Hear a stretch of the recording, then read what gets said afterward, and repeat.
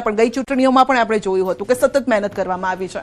કારણ કે આ જીત પાછળ જે ભારતીય જનતા પાર્ટીનું માઇક્રો મેનેજમેન્ટ છે ને, અને એ વાત ખોટી નથી. એ હંમેશા 24/7 ઓન ઇલેક્શન મોડ ઉપર રહેતી પાર્ટી છે, અને આળસ નથી એ પાર્ટીમાં કે જે પણ હોય, નાની ચૂંટણી હોય, મોટી ચૂંટણી હોય, ગો ગેટર.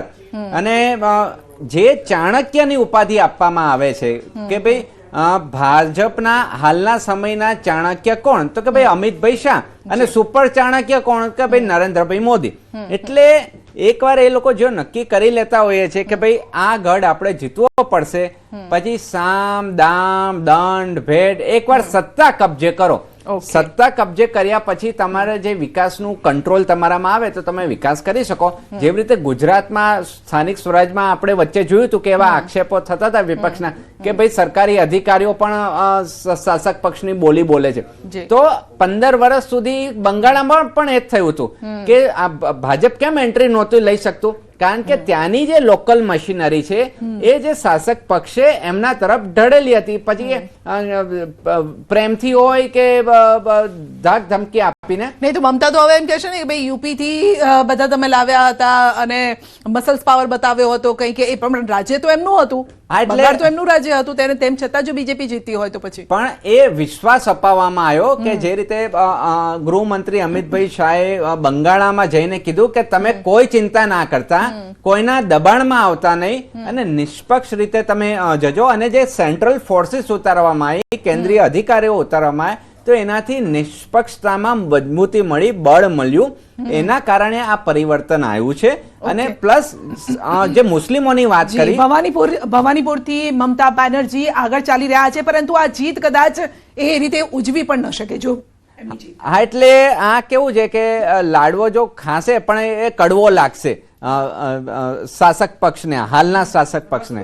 અને બંગાળા તો એ પ્રેમની ધરતી છે, અને વિશ્વ આખા ભારતમાં સૌથી વધારે જો મીઠાઈઓ હોય ને તો એ બંગાળામાંથી બનતી હોય છે. પરંતુ એમાં એટલી બધી કડવાશ આવી ગઈ હતી કે હવે સ્થાનિક પ્રજાને લાગ્યું કે ભાઈ હવે તો દૂધ પણ ઝેર જેવું લાગે છે, એટલે હવે દૂધ બનાવનાર જે છે એમાં સત્તા પરિવર્તન કરવું પડે કે અહીંયાથી અમારી મનસા પૂરી નહીં થાય. સવારથી આપણે જોઈ રહ્યા છે રસગુલ્લા નથી બની રહ્યા, અહીંયા જલેબી તળાઈ રહી છે, અને આ સાથે જ અત્યારે હવે મોતીચૂરના લડ્ડુ પણ બની રહ્યા છે. એટલે મીઠાઈમાં પણ અહીંયા પરિવર્તન આવી રહ્યું છે, જે રીતે સત્તામાં પરિવર્તન આવ્યું છે.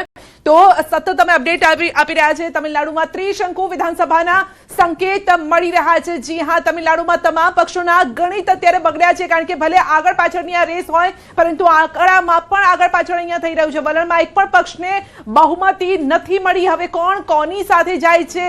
તમિલનાડુમાં ટીવીકે નંબર 1 પાર્ટી છે, પરંતુ બહુમત સુધી નથી પહોંચી શકી. એટલે આ ગણિત અહીંયા ઊંધા પડશે. બહુમત જો ન મળે, ત્રિશંકુ વિધાનસભાના સંકેત કોણ કોની સાથે જાય, આ ગણિતો હવે ઊંધા પડી રહ્યા છે. લાસ્ટ રિએક્શન આપણી પાસેથી લઈએ. વાત સાચી છે કે આ પેચીદા પ્રશ્ન છે, પરંતુ ખાસ કરીને બંગાળમાં જો ક્લીન સ્વીપ, આસામમાં ક્લીન સ્વીપ, પુડુચેરીમાં ક્લીન સ્વીપ આવી ગઈ, કેરેલામાં કોંગ્રેસ આવે છે. હવે જે તમિલનાડુમાં રહી, તો મને એવું લાગે છે કે જે વિજય છે એમની પાર્ટી જે શાસક પક્ષ હોય ભાજપ તરફ વળશે.